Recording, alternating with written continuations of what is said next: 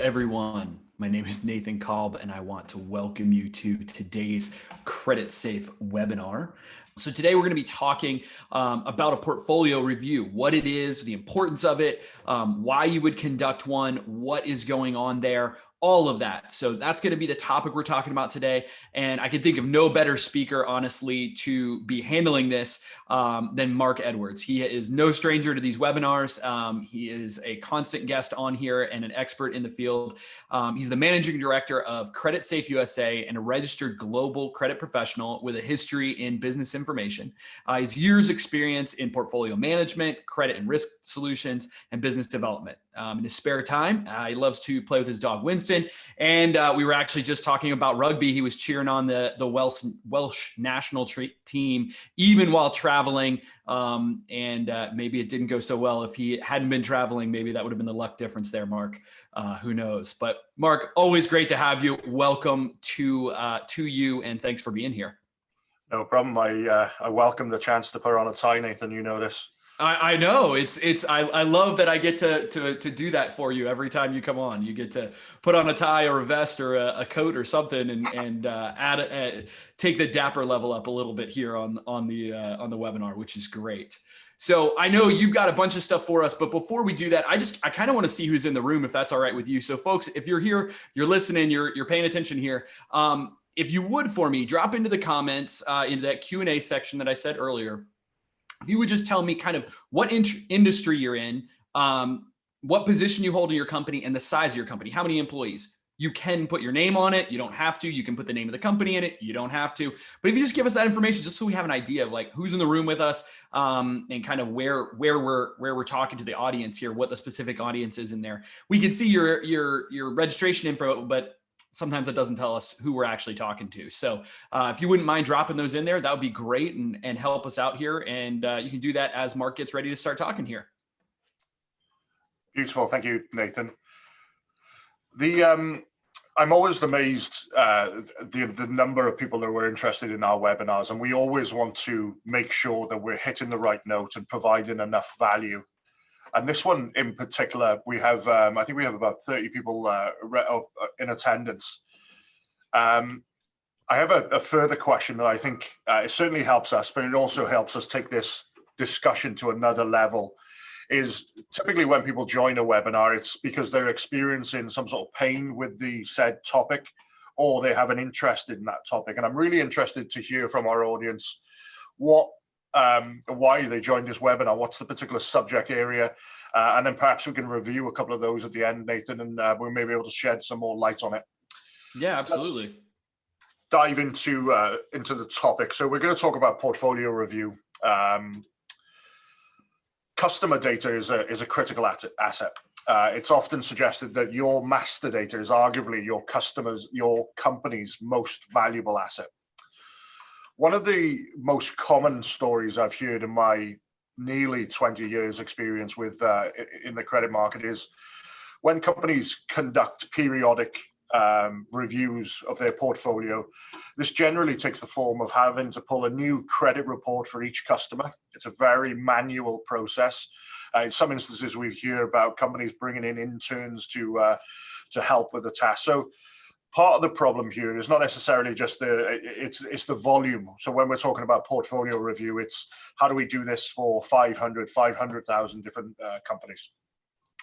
So whilst doing a one-off portfolio review is incredibly beneficial, for me, it's very important that we're doing this on a more frequent basis. So regardless of the state of the economy, you should be doing this monthly, quarterly, if not more. Credit Safe alone changes about 3 million pieces of data on a daily basis. So companies that you're working with, the reports and the information that we hold on them are constantly changing. So are their risk profiles. So this is something that should be done on a more frequent basis. That begs the question then, at what point does it become too time consuming? And I hope we'll touch upon that in the presentation. Essentially, good credit management or good credit risk management is a complex and in-depth subject. There's no one size fits all, but it is very basic principle. It's about know your customer. KYC. We hosted a webinar, Nathan, you and I, in February regarding Know Your Customer. This can be viewed at creditsafe.com/webinars. I recommend you check that out. It's available, as I mentioned, at the website. We discussed the basics of KYC, and that subject often gets simplified into two distinct processes: onboarding and ongoing monitoring. Today's webinar, we're going to focus on the ongoing monitoring efforts of KYC, and we're looking to provide some guidance to the resources available to credit managers to do that. Utilizing best practices and data insights can make all the difference in understanding your portfolio. It will help you maximize profit potential and minimize the risk of bad debt. So with Mark, all of that, if I can just break in there real quick, I just wanted to give you an update on some of the stuff that folks have been dropping in here, and also let folks know that this is one of those points where that website that Mark was talking about, the webinar there, I will make sure that is linked in the on the landing page that we'll send you to for the recording here. But also, Mark, we've got folks everywhere from 6 employees up to 6,000 employees. We've got all sorts of folks that are in multiple different manufacturing industries, in food, in data. Actually, we have a data company in here, cleaning, mechanical contractors, and most of the folks in here are in their credit analysis, AR, something like that. So that's kind of the group that you have in here right now. Very diversified in the industries and the size of the company, but a lot of folks that are in that, financial management, in finance and or AR credit, something like that. Perfect. So essentially, what is a portfolio review? So a portfolio review can help you evaluate your customer portfolio very, very quickly and effectively. Performing a manual portfolio review can be an overwhelming task, as I mentioned the story with the interns. But whatever the size of your customer base, whether that's 5 or 5 million, CreditSafe has the ability to run a check and provide you with a detailed report outlining the overall quality of your data and the risk profile of your customer base. As I mentioned, credit policy isn't a one-size-fits-all discussion. So for the purpose of this, I'm going to give you the high-level view of the information that CreditSafe can provide. We have lots of specific portfolio reviews where we're answering a particular question. So for this purpose, I'm just going to keep it very broad. And with that, Nathan, I'm going to attempt to share my screen. You go right ahead. Please bear with me. Screen 2. That's not it. And folks, all these different industries and everything there. We love having the varied stuff here. Please feel free, ask questions, add to the discussion. We definitely want to get all these different variant points of view as Mark's going through this on what's going on. Nathan, you should see a screen with a heart icon. We do.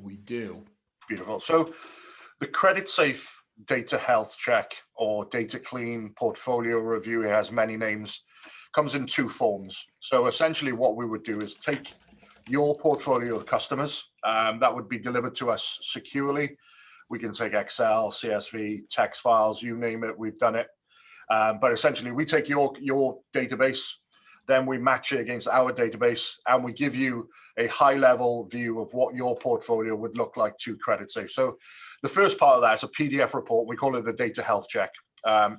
This contains no account-specific information, but it's just that high-level view of the portfolio. So I'm just going to run you through some of the features of this. The most important part of the portfolio review is the match rate. So how many companies have we found versus and that we were unable to find, and we refer to this as matched and unmatched. So in this particular example, we matched 89%, 10% unmatched. Typically, you would get around a 75%. If you're below that, there's probably issues with the incoming data. If you're above that, your master data is in good shape. there's a phrase that's used with data matching is garbage in, garbage out. And we'll touch upon a little bit of that in the next section of this. Then we'll break down your industry code. So we use SIC for this, and we'll tell you the most common industries in your file. As we scroll down, we'll give you the established date so you can see the age of your customer base. Further down, then we break this down to number of employees. The next section, we look at estimated annual revenue. And you'll notice, Nathan, these are the key items that you look at on a singular credit report. So what we've done is just bulk them all together. Right. And most important sections, not this section, but company geographical distribution. We're looking at a US report here, but this can be done globally as well. But then we look at the risk distribution. So what is the credit score of your portfolio? How many do you have in very low risk? How many do you have in very high risk? The unknowns are simply the unmatched section. And then as we scroll down, you can see the credit limit of the portfolio. And then last but not least, the payment behavior of your portfolio. So just over 50% pay within terms, and then a very small percentage are bad payers. So that's the, sorry, there are one more other section, the number of companies with legal filings. So this would include tax liens, UCCs, and bankruptcies. So the majority of this portfolio has none, but there are quite a few with more than that. So I'm going to stop the screen share there, Nathan, and switch to an Excel document. So I made a point of saying the PDF document has no account-specific information. The second part of the data health check contains account-specific information. So essentially what I've tried to do is replicate the process, what happens typically. So columns A to F are what a company would share with us. This is generally company name, address, city, state, the country, and the zip code. It generally does help. If we include telephone number, it helps the match rate, and it also helps the matching accuracy. And then to that file, we append pretty much anything that you can see on a credit report, we can append to a file. So essentially what we've done in this instance is append all of the credit information into Excel, and that creates a whole world of additional benefits or ways of slicing and dicing the data. So I'm going to talk very quickly about the off-the-shelf items, or the most commonly requested items that we add to the file. So first of all, the IDs, the credit safe IDs. The most important is the safe number. This is our unique identifier for that company. And then we have the our GGS and Connect IDs. These are unique keys for the API. So if you're consuming data within your internal systems and using the API, those are the keys that are important. Then we give you the company name, address as we have it stored. We have the 4-digit zip extension, the region of the target company, the country of the target company. I mentioned at the start of this is a US specific example, but if there was international, it would just detail the country. Then we have whether the company is a headquarters or branch location. So we'll match to the location. However, what we do is give you the ID of if the company is a branch of a particular company, we'll give you the safe number of the headquarters. Moving on, we then detail company type. So whether this is corporation, LLC, non-profit, sole proprietor, company phone number, SIC code, and SIC description, primary NAICS, North American Industry Code, and the description. We give you the website that we have, if it's available, the established date, so the date that company became established, the number of employees of that company, estimated annual sales of the organization. So I'm just going to shift across. Then we have the detailed number of legal filings. We break this down then further by number of UCCs, number of liens, number of suits or judgments, and the number of bankruptcies the company has had against them. and then also the number of judgments. We also detail the cautionary UCCs. And very last on the legal filing is the total value of the active legal filings. So if there's a tax lien of, let's say 9,000, it's going to detail that amount there. One of the most commonly overlooked fields is whether the company appears on any OFAC sanctions. I'm assuming that these are all going to be blanks because there's very few US companies that have been sanctioned by the US government. But again, this is a great tool for compliance, just having this to say, I've done my audit, they're not on any OFAC sanctions, and that sort of helps with any compliance issues. We tell you whether the company is active or inactive. Our definition of active is we've had data updated on the report within the last 2 years. Anything that, if the data is stagnant, we mark those as inactive. We then get into the credit information. First of all, we give you the currency of any monetary values, the date the company was scored last. So CreditSafe updates its scoring system on a 24 hours a day, 7 days a week basis. As soon as any piece of information is loaded to the report, that company will go through a complete recalculation again. So you can see the dates at which the rating has changed. So we'll then give you the credit score, credit limit, international score for the company, what it is now, and also the previous values. So what was it before that date? We give you the DBT, which is the days beyond terms. This is an indicator of how well a company is paying. Again, we give you both the current value and its previous value. So from there, you're able to determine, is there an upward trend? Is there a downward trend? Then we give you the breakdown of trade payables. We have the total number of trade lines. A trade line is a unique credit agreement between company A and company B, and then the balance or the aging spread of that data. So typically what you want to see is a lower percentage closer to current. The higher the dollar value and the higher the aging bracket, essentially the higher the DBT and the lower the rating. And this details the total value of trade available for this particular company, and then the highest credit amount.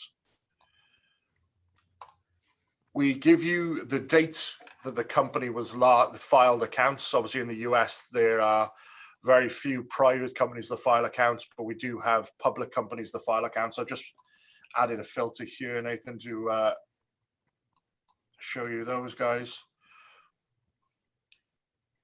So these would all be probably more likely public companies. Mm-hmm. We detail the total amount of collections placed against that particular company. So that's a very interesting field. Total value and then the total number of collection cases. And again, what you're looking to see here is as close to zero as you can.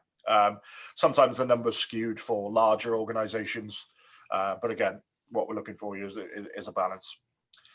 Then we go into the legal name, an SOS, Secretary of State data for the particular company. So we give you the legal name, SOS charter number, the state that company was incorporated in, address, city, zip, and incorporation date with the SOS. So that might be slightly different to the established date.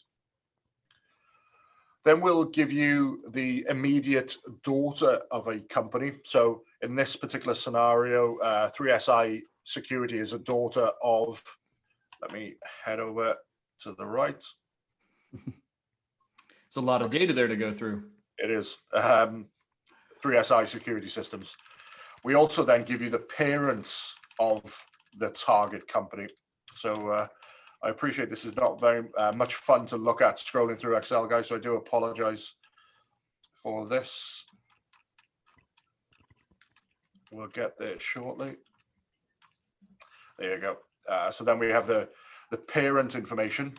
In this case, we have an ultimate parent in Square Capital Partners. We give you the safe number, which is the unique identifier, the company name, and then obviously the country. We've talked about the headquarters ID. This is just a duplicate.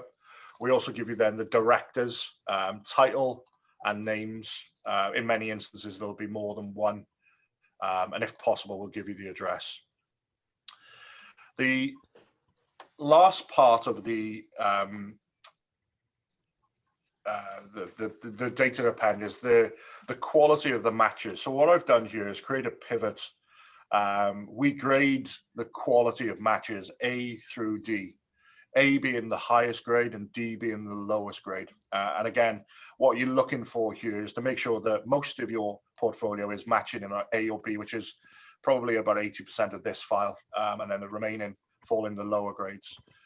We have also an algorithm code which tells you precisely how this record has matched.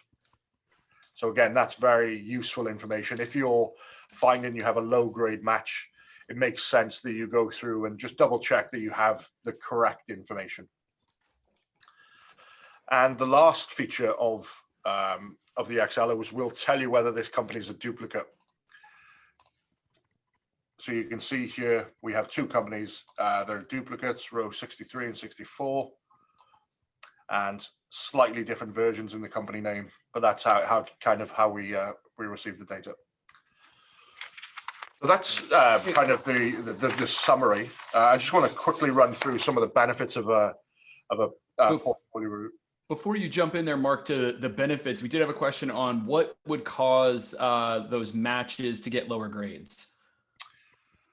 So the way CreditSafe matches is we take a line of data and then we match it through our database.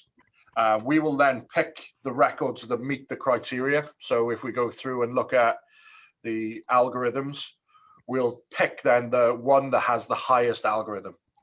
And there's thresholds. So let's say the name matches, and I'm just throwing some numbers out here, at 95%, but the actual name matches 94%. That wouldn't match. So it's based on thresholds. Okay. Any other questions on this, Nathan? Not right now, no. But as they come up, I will let you know. Perfect. So the key benefits of the portfolio review. Customer data drives critical business strategy and initiatives. Old and inaccurate data can have negative impact on results. A good portfolio review strategy will support customer retention, support growth whilst buffering against risk. The frequency and depth of your portfolio is best determined by your organization. And my recommendation is you perform this exercise at least every 90 days. However, 30 days is optimal. But the key benefits is obviously to help you understand credit risk, highlight trends, track the dynamics that shape your portfolio over time. It allows you to identify incomplete, incorrect, and inaccurate and irrelevant data. Any of these I's can actually lead to false conclusions and misinformed decisions. It'll help improve the accuracy and integrity of your data over time by ensuring your data is consistent and usable. Essentially, fewer errors mean happier customers. Improved credit function, enhanced insight helps you then extract maximum value from your portfolio. Manage data duplication. So this reduces the risk of sending campaigns to existing customers and reduce errors with account identification. Helps you identify new growth opportunities. Again, the more you know about your customers, the better you can target them with appropriate product recommendations and campaigns. That's pretty much what we've put together there, Nathan. I would add that typically or historically, the thought of doing a portfolio review can be a little bit daunting because people think it's an overly manual exercise. There's going to be a huge time time waste. I 100% recommend that each of you take up our offer of a free data health check. It's very simple. There's very little work for you to do, but sending us the file, and then we can then send you the results. You can either contact me directly. I believe, Nathan, you're going to share my contact details to the follow-up, or reach out to your account manager. If you're a non-customer, this offer also extends to you guys as well. Yes. Yeah. We do have a bunch of questions that just came in, Mark, and I do want to get those answered. But just folks, all that information, all the ways to do that are going to be right on that landing page. Again, you're going to get a follow-up email. It'll have a link to one page. All this information will be on there. So if you're a customer, you already know how to contact your account manager, but we'll make sure that you know again. And if you're not a customer yet and you would like to get a data health check, portfolio review done for you, then we will get that taken care of as well. Or if you'd like to contact Mark, we'll have the information there for you too. So first question here, Mark, is how would you match a main company with multiple locations? That's a great question. I'm going to share my screen as well again, Nathan, just because it's easier to show that. Absolutely, yeah. Go ahead and show it as we're doing this, so folks can see. So essentially, what we will do is we'll match to the closest record. So if the closest record is a headquarters, we'll give you the headquarters. If the closest, and when I say closest, I mean the data is the closest and highest accuracy match. It might be that we match to the branch location. In that case, we'll then give you the headquarters ID of the headquarters. So I think that answers your question. I think that was from Cheryl. Yes. Yeah. And Cheryl, if you do have a follow-up to that, please, any follow-ups, just drop them right back in and we'll do that. So basically what I'm understanding, Mark, is, we go to the highest accuracy that we can and then tell you the lineage as we see it based on that match. We'll pick the most accurate match. Right. That might not necessarily be the headquarters because the branch information that you've provided, it's just a better match. But where we do know the headquarters relationship, we'll give you that headquarters ID. Right. Perfect. So next question, this person asked, many times when I'm searching on a specific business, numerous choices come up and it's hard to know which one to pick. Other times the matching location has a low number of trade lines. So I'll search for a parent company or other addresses to get a better picture of their financial picture. How does the algorithm actually make the best choice for this? The issue that was that you just described there, I believe, is an issue with the web search, and right. it's something that we're constantly working on improving. But it's an issue. It's an issue with all of the credit providers. So let's say, for example, we type in Walmart as our search criteria. We're going to get about 2,000 results back. You can filter down to the closer specific by adding more information. So let's say, for example, I type in Walmart, Allentown. I'm probably going to get 4 results back then. Then if I type in MacArthur Road, I might get to the actual company. But it is a challenge and it's something that we are looking at very closely. But to answer the question in terms of a portfolio review, it's very similar answer to the last question. We will pick the highest grade match. So these are ordered. Essentially, the lower the number algorithm code, the higher the accuracy, and we'll include more attributes. So if we look at 406, which is an A, this matches exactly on company name, street name, house number, city, and postcode, where 422, for example, matches on street name and region and business name. So we're basically adding more and more criteria to make sure that that we'll pick. And as I mentioned, when we do the match, we'll identify 4 or 5 different matches, and then we'll pick the highest one from there. Right. And then let me just kind of delve a little deeper. Just I think it's worth looking at is the idea of trade lines. So should a company when they're looking at this data and and folks are trying to look at it for decision making or what have you, what should they be thinking about when they're looking at trade lines there versus having a lot of trade lines versus having a few trade lines and all that type of stuff? I think we're kind of the default when looking at a credit report is to see how many trades, and essentially we're saying the higher the number of trade lines, the better the report, which of course it makes sense.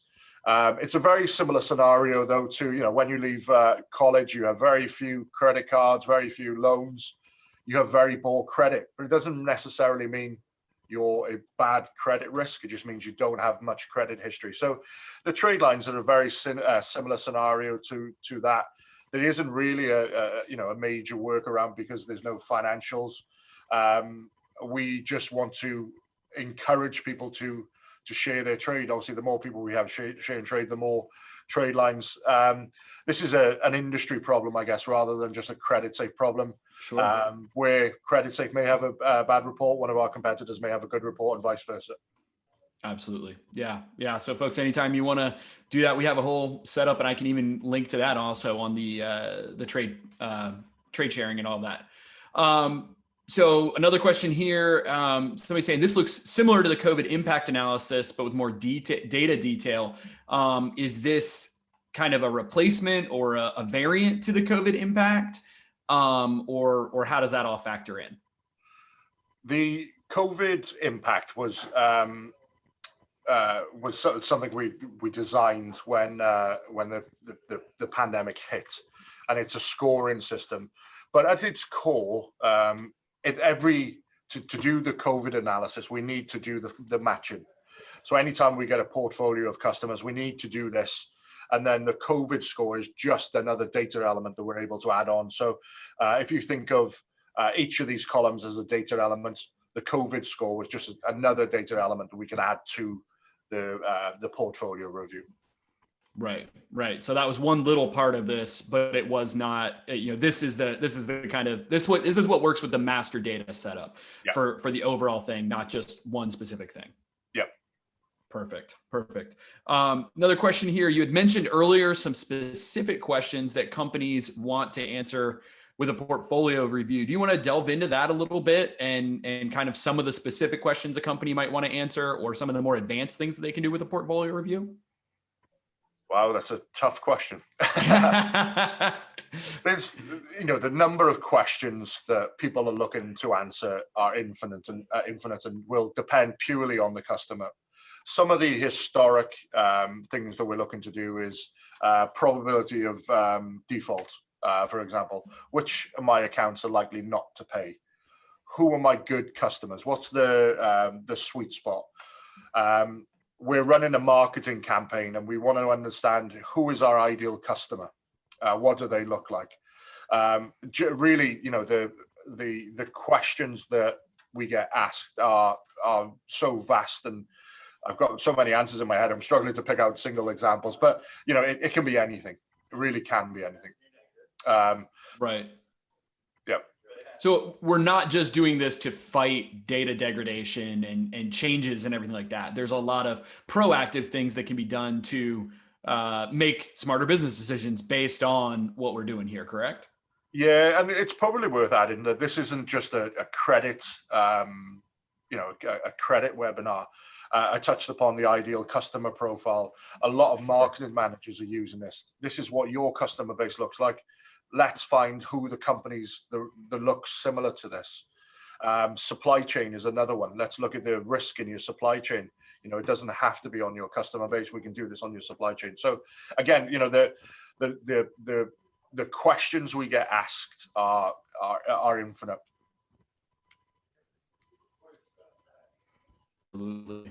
Absolutely. I just wanted to touch too on this, and we had used this. Go ahead. Just an example popped to my mind just as we were concluding there. One of the recent ones I had run was for a bankruptcy practitioner who had a customer or a master database of about 500,000 companies. He wanted to know any company that's filed for bankruptcy more than once, and then obviously he can do his introductions to them as well. So there are many things to do with this. Right. Yeah, that's a great example there too. And I mean, something we had actually put in some of the marketing material for this that you've mentioned on other webinars. And I was wondering if you kind of touch on it again, is the idea of a huge portion of your late payments come from your long-term customers. And how would you find something like that, or see something with that like that with a portfolio review? So I think the 80% of bad debt comes from existing customers. This is something that keeps coming up every time we do further surveys and further investigation. That number is always very similar. So what we're saying is most of the bad debt a company experiences is from long-standing customers that you've held more than 12 months, rather than a new customer that doesn't pay their first invoice. So this kind of where this fits in is this gives you the ability. Typically what happens, sorry to shift gears here, typically what happens is someone gets onboarded, they become a long-standing customer. The relationship then becomes comfortable, for want of a better word, and you're relax on their credit policies, and they may even be a little bit too embarrassed to tell you that they're financially struggling, and then the relationship degrades. So that's kind of that. I think that phenomenon. There's many other reasons, but that's part of it. Right. And then this will show, this will show possibly, that their DBT is increasing, their, for those type of customers. Yeah, you have to take an agnostic point of view of all of your debtors. Otherwise, that bad debt is going to hit on you. We've talked about before the domino effect of bankruptcy. We've seen companies who have gone bankrupt as a result of one of their largest customers going bankrupt, and then that domino effect keeps going. Absolutely. Absolutely. Yeah. And we know it too, if nothing else, just for that data degradation to keep up, 30 to 40% of the data degrades year over year due to changes and updates. You said something, I think it was 5 million data points about a day that we're updating, that are going on. This is important for folks to pay attention to. Absolutely. And, ratings change on a day-to-day basis. If we scroll through, to the rating column, just out of curiosity.